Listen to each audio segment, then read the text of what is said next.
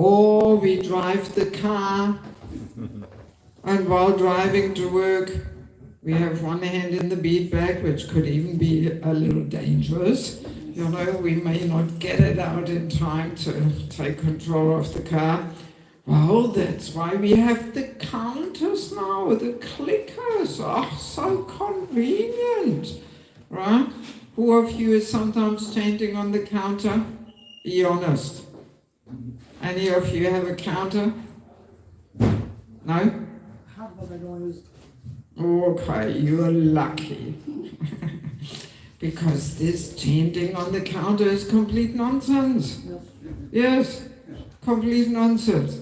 We don't even have to finish one round. You know, we can click here, click there with the left hand, right hand, dirty hand, whatever, it doesn't matter.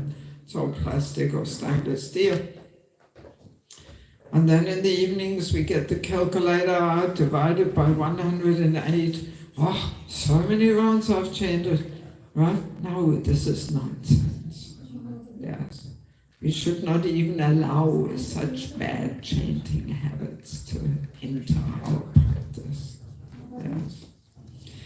Yes, or a very common way of inattentiveness on the level of the body is that two people meet, both have the hand in the bead bag, and one says to the other something, and while they're talking, we are chanting a few mantras, and then we give the answer, and the other person is chanting a few mantras, right? And if we give a long answer, then the person can squeeze quite a few mantras in there. But if it's a short answer, what a shame, only one answer, one mantra I got rid of. So unlike that, often people chant back and forwards. Or people, what's the most popular way of inattentive chanting? You tell me. What's the most common way? Being on the mobile phone. Yes. And we may even say, this is Mahaprabhu's divine arrangement for Kali Yuga, that we have this finger sticking out of the bead bag, and we can still scroll up and down and write a few messages. Oh, how convenient, right? Yes. See, I live without a phone. I travel the whole world and I don't have a mobile phone out of that reason, because it's so distracting. Yeah, so there is unlimited ways of inattentive chanting. Watching things on YouTube, watching a movie. So there's the mood of passing this boring japa time in a more entertaining way, right? By watching some interesting YouTube thing there, whatever it may be, something Krishna conscious or nothing to do with Krishna consciousness. So watching anything on the screen while chanting, this is nonsense, inattentive chanting, right? So, and then there's inattentiveness on the level of the mind, which means what? What does the mind like to do? Not you, Prabhu. Let them think a little bit. What does the mind like to do? Jump from one thing to another. Jump from one thing to another like a monkey. And what else does the mind like to do? It likes to make plans, right? So, inattentiveness on the level of the mind is to use the boring japa time for a plan-making session. Shopping list, next trip to India, or to New Mayapur for Balaram's appearance, and whatever, planning the next preaching program, and so many things we can plan. Who to marry, who not to marry, whatever. So many plans. You know, and sometimes people say, oh, every time I chant, I get these best ideas. They must be coming straight from Goloka Vrindavan. You know, but no, sorry, it's just the uncontrolled mind. Yes. So, and then body, mind, and heart. Inattentiveness on the level of the heart. What does that mean? Well, Prabhupada gave a nice little analogy how we should chant. Anybody of you, not you Prabhu there in the back, any of you have heard, I'm sure you've all heard what Prabhupada said, we should chant like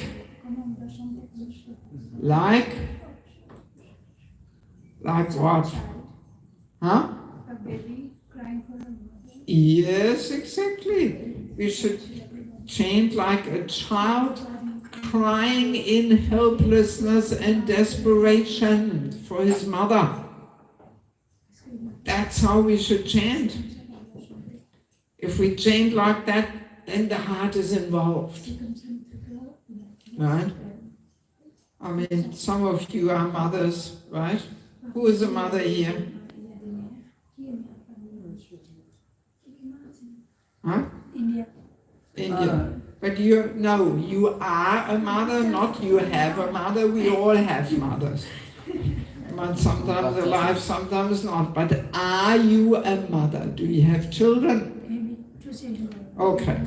So you know, if your child screams, Mama, Mama, I need you, then the mother drops everything and runs there, right?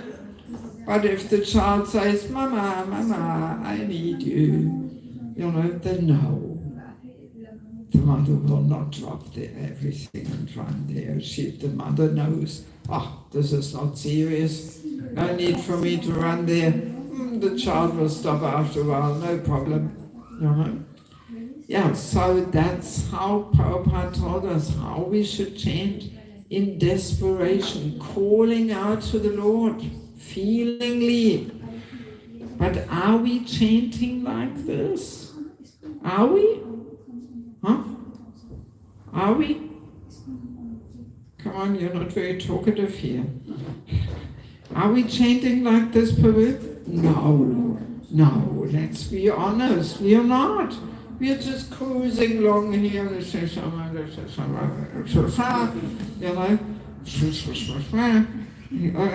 it, that's our chanting.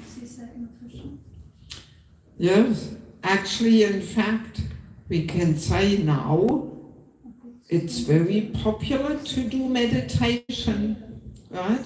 Here in Paris, on every street corner, you have some yoga meditation place, right? And usually they're Mayavadis. They just want to merge, So, but I think we have to admit that they take their meditation so much more seriously than we do. When they meditate, they lock the room, please don't disturb, and putting on the Mayavadi meditation music and light the candle and sit there in the lotus position. But when we do our meditation, we just walk around and look at the birds and the bees and the shops and, and this is what we call our meditation. My God, yes. So we should call out feelingly in helplessness, feelingly address the Lord with feeling, yes. That's how we're meant to chant. So it's a whole deep science.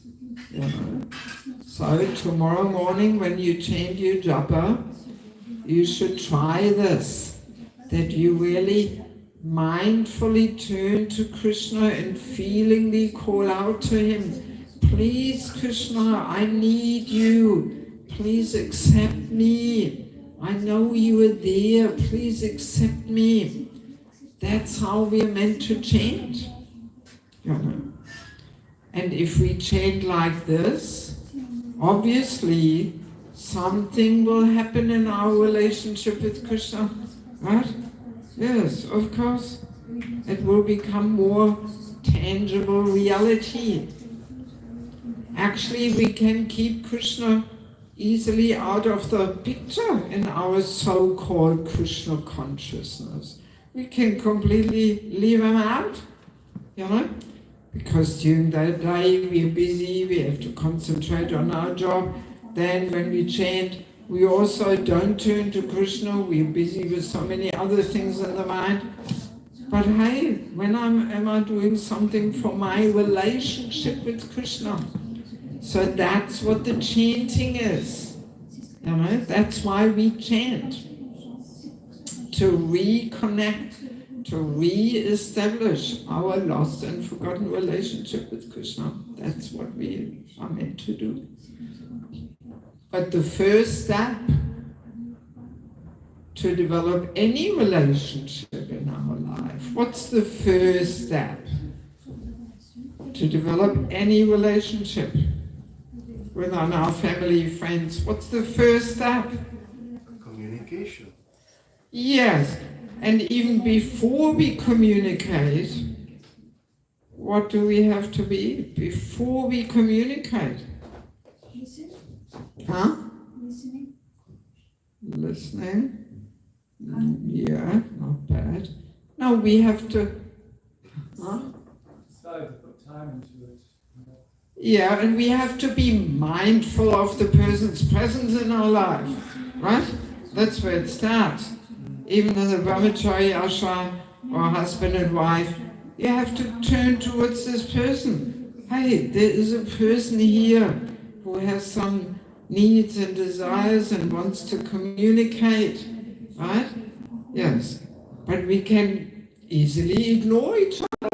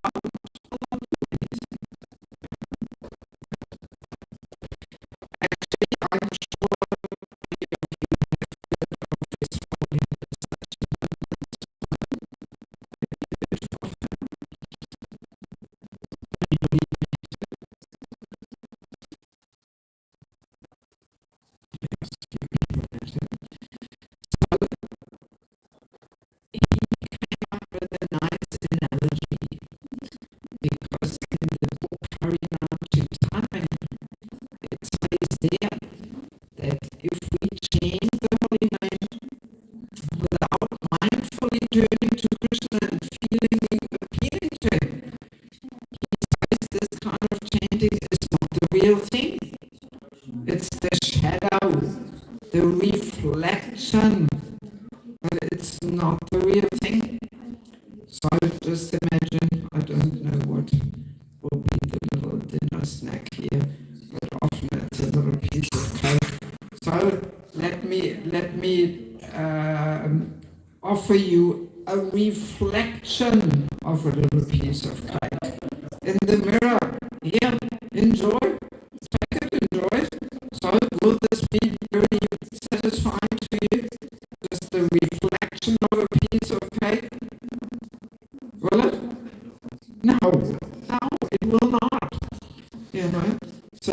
chanting the reflection of the holy name, will not be satisfying to the soul. So, and now Satchidananda Swami, he turned this fact into an analogy, calling the chanting we do without mindfully turning to Krishna and feelingly calling out to him. He calls that empty medicine capsule. Not tablet, but capsule. A capsule, very often it's made from gelatin, but we of course take only vegan capsules. And you can open them up, and usually there's some medicine inside. But well, there's also empty capsules on the market. You open it up and oops, nothing inside. Therefore, no effect. So this chanting, what we very commonly do, that we are just wandering around, this is and this is empty capsule.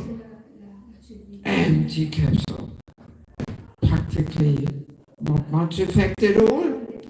All right, we may be freed from some, from some reaction to sinful activities, or we may get some little material opulences.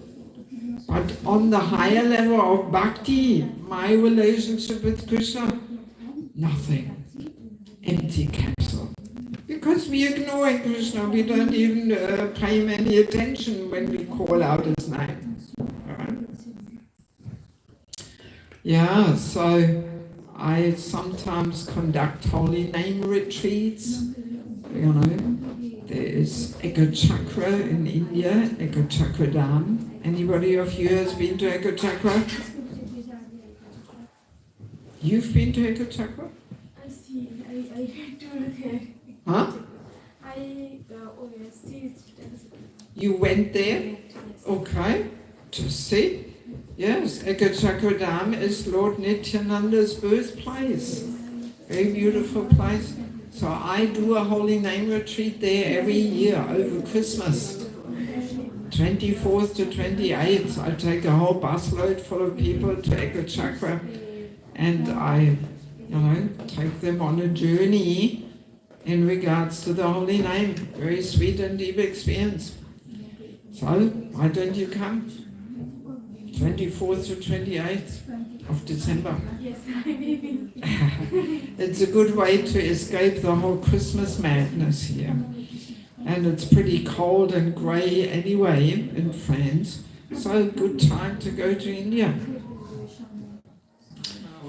And sometimes on these holy name retreats, I had Prabhupada disciples there who were sharing with tears in their eyes.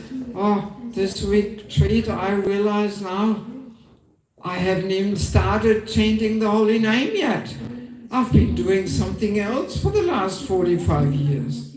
This is what sometimes people say, when they hear the empty capsule. Yeah. And I also have to admit, the first 20 years of my 40 years in Krishna consciousness was empty capsule guaranteed. Guaranteed. I never heard anything about these things, nobody ever explained these things so deeply in 40 years ago, So we always put so much emphasis on the numbers, how many rounds, but we are not putting much emphasis on the quality. We are not asking, what kind of capsules are you taking? Are they empty ones or full ones or what? We never hear that question, We only give the emphasis on the rounds, how many, the numbers, Yeah, so, but it's all about the quality, that we really turn to Krishna and feelingly call out to him. That will develop our relationship with Krishna. Only that kind of chanting. Yeah. So tomorrow when you chant your rounds, please try this. That at least some amount of our prescribed numbers. We should really make this effort to turn to Krishna feelingly, call out to him, And also, because the mind likes to wander, we can wander a little bit from one personality to another. That we start with calling out to Lord Nrsimhadev and beg him to pull out all these Hiranyakashipus in our heart.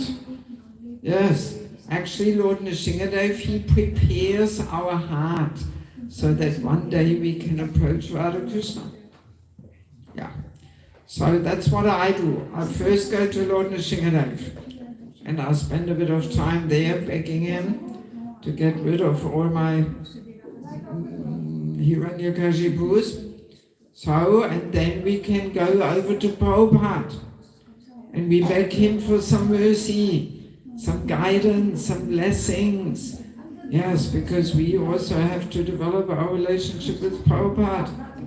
Soon his appearance day comes, after Janmashtami is Prabhupada's appearance.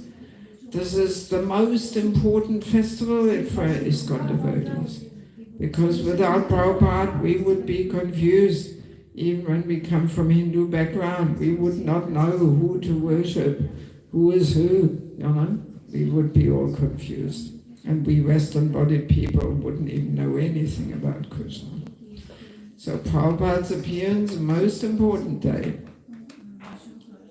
Yeah, so and then from Prabhupada we can go to our Guru, or favorite sadhu, even if we haven't chosen Guru yet, but we may know a few personalities who we like to hear from, right? And then we can go and appeal to Krishna for a while, or we can also go to Srimati Radharani, because it is said that if Radharani recommends us to Krishna, if she says, "Oh, my dear Krishna, there's a very serious devotee here," then Krishna will accept us. No matter how foolish we may be, it says. So this gives us some hope, even if we are fool number one. But if we somehow can attract Radharani's merciful glance, then she will recommend us to Krishna. So we can allow the mind to wander a little bit, but not outside of this frame of all kinds of very divine personalities, And like that we can develop our relationship with them, and we can beg them for mercy and guidance and all that. Okay, so maybe we'll stop there. Let me see if we have any questions. Is there anything you would like to have more clarified or discussed? Any questions?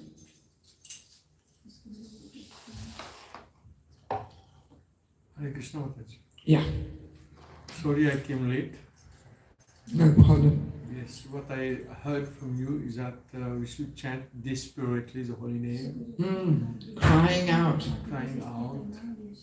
So maybe if you start doing that tomorrow, it will be like more or less in an artificial way. But unless there is some difficulty, some real problem, only then we can chant like desperately. So could you please comment on it? Okay. Well, it is a fact that sometimes when we are facing some calamity, then we turn more seriously towards Krishna. Yeah. This we can observe quite commonly. Let's say, somebody near and dear to us dies unexpectedly, whole earthquake, So, and then, oh, Krishna, Krishna, how could this happen? So it's true, but on the other hand, actually there's enough reason for us to cry out, because being in the material world, anything can happen at any time, death can come at any time, you know, and we are rascals, we have turned our back to Krishna for so many lifetimes. I mean, there is enough for us to lament and cry out, actually, you know. And it also is said that in order to really more naturally turn to Krishna, we need this knowledge of Sambandha Gyan, deeply established in our heart. So Sambandha Gyan means, who am I, who is Krishna, and what is this whole world all about? So the more we actually understand deeper spiritual knowledge, who we actually are, that we are eternal soul, and we have neglected our relationship with Krishna for so many lifetimes, you know, but now we should put an end to this. We should turn to Krishna and go back home, back to Godhead, you know. So as we really deeply establish spiritual knowledge in our heart, it becomes more natural to turn to Krishna. So that's why the reading of Prabhupada's books is so important. That every day we should do some hearing, some reading. We should, you know, remind ourselves, what is our whole business here? That the problem of life is not to pay my bills at the end of the month and pay off the mortgage and build an extension on our house or something. That's not the issue in life. The issue is how we're going to get out of here. Because Kali Yuga is very fastly progressing. My God, you know, I'm 66 now. I remember my childhood in Germany. I grew up in a nice village. Life was so nice. 60 years ago, you know, we were all helping the farmers, bringing in the potatoes, and you know, it was fun, you know, yes. But now, my God, life is so disturbed and full of wars, you know, everywhere there's some crisis, so much hunger, starvation, refugees. Oh, my goodness, crime rate is going, you know, sky high. You know, every week in Germany there's some stabbing going on the trains or in the shopping centers, or somebody's racing with a car in a crowd of people, just killing people. Oh my God, you know, this was never before like that. You know, and I would not even want to know what life will be after another 50 years. You know, yes. I mean, we have all reasons, Prabhu, to cry out in helplessness, right? Yes, but we just like to keep ourselves in this bubble of thinking, oh, life is actually not so bad, and we're having a bit of fun here, and, you know, some tasty things to eat, and yeah, it's all right, you know. Yeah, so we're just in so much illusion, you know, but if we are actually looking more deeply, oh, I definitely would not want to come back here, you know. And if we are serious about getting out of this material world, we have to cry out to Krishna. Yes. Otherwise, another round in the material world for sure, you know. Yes. Let me just use these last minutes of quickly telling you something about these books I published, that maybe somebody of you will feel inspired to get some. Already today at lunchtime I gave a class and there was quite a few people who got some books. So, spiritual culture, Krishna's divine system. This book is all about women. Every woman should read this, because we women are very powerful. We have a powerful Shakti, and we are meant to be the power of inspiration to the man, and we are not meant to compete with the man. I'm sure the men like to hear that, right? The men always love this book. They always say, oh, finally somebody understands a man's heart. Finally. Yeah, very helpful. Yeah. Also for young teenage girls, if you have some teenage girls in your family, they should also read this, because there's so much confusion now. What is the role of a woman? What does it mean, successful life for a woman? So there we get deeper insights, you know, how we women are meant to use the female body, you know, to be actually happy and in harmony. Then we have sheltering relationships. This is all about the importance of having a counselor, a mentor. That just having guru, not enough. We need somebody who guides us on a very regular basis. Hey, don't walk off. Just stay for 2 more minutes. All right. Yes. Because you look like a pretty intelligent man, so, you know, some books would be good. Yeah, so this is all about mentorship, having a counselor. Then we have the false ego. In this book is a whole chapter on chanting. The empty capsule you have in this book. And so much more than that. False ego, we had a session yesterday, a seminar session, and I wanted to do the session on forgiveness, which we changed topics.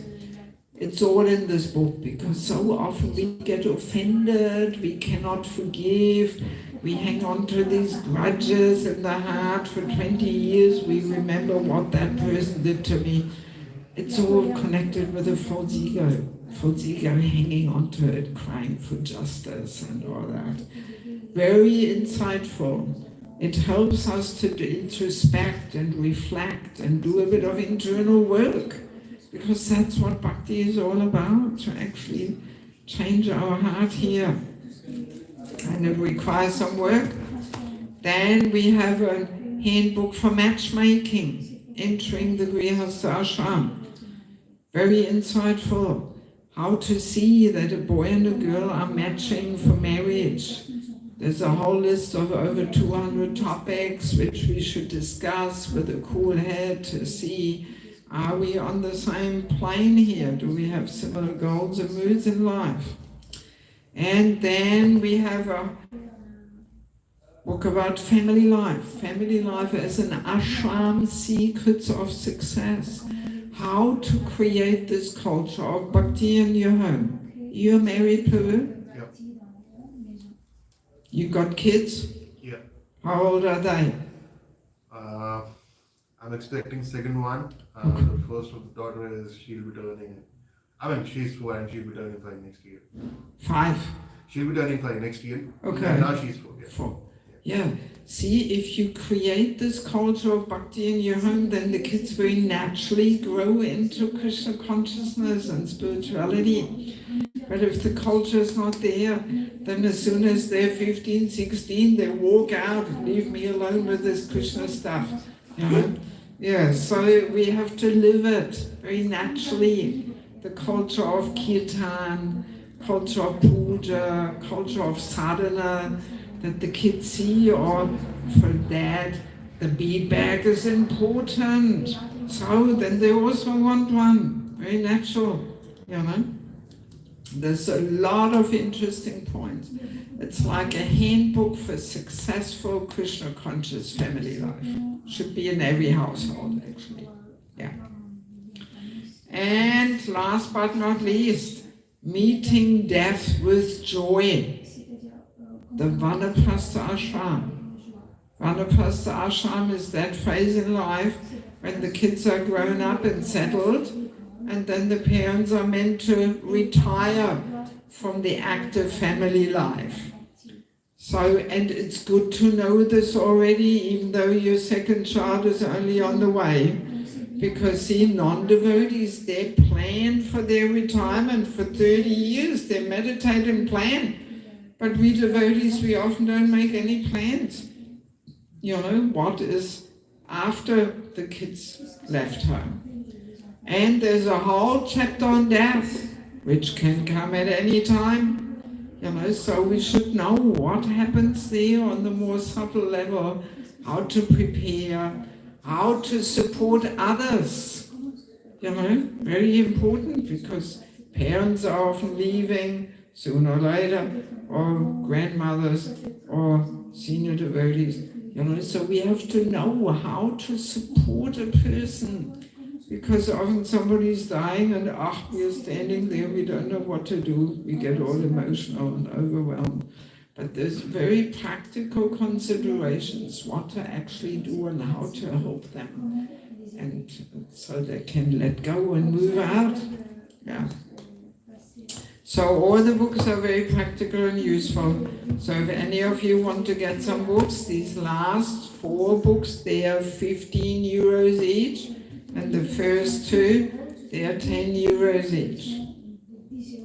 And they are only available while I'm here, which is only for 2 more days. Then I'm going to New Mayapur for the festival, and then I'm flying out. Yeah, so it would be my great honor and pleasure to put at least one of these books in your hand. Many people, they get the whole set, because they're all good topics, you know.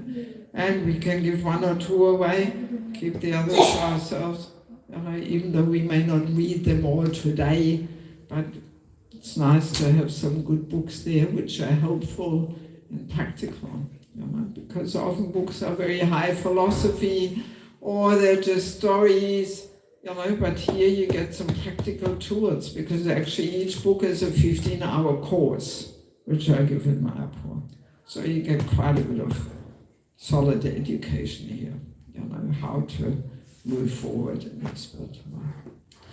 Okay, so it's 8 o'clock. Let's finish on that note. Thank you so much for coming and for staying to the end and not just getting up and walking out. Thank you, Srila Prabhupada ki jai, Samaveda Bhaktivinoda ki jai, Gaura Premanande. So you probably know tomorrow again, their programs, morning class is at 8 o'clock, I will be giving that. Then at lunchtime, 1 o'clock is a short half an hour little class, I will also be giving that. And then in the evening, Janananda Maharaj is giving the evening class. So please come. Okay? Hare Krishna. Devaki Putri Mataji ki jai.